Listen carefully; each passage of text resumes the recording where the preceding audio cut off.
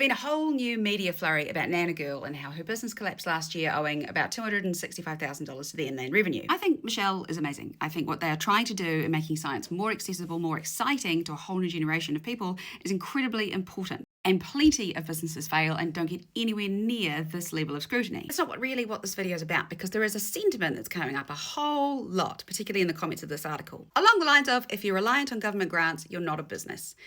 On the face of it, that kind of sounds legitimate, until you look into how many businesses actually depend on taxpayer subsidies or government grants to make any money at all.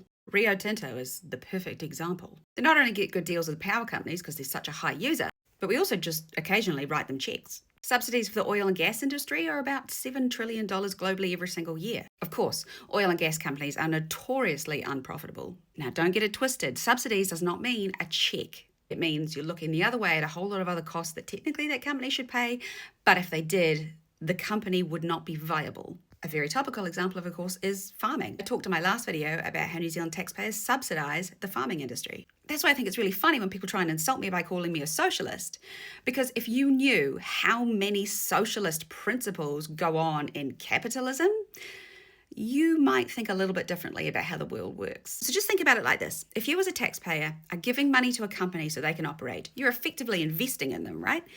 And yet you will not see any benefit. Does that seem fair?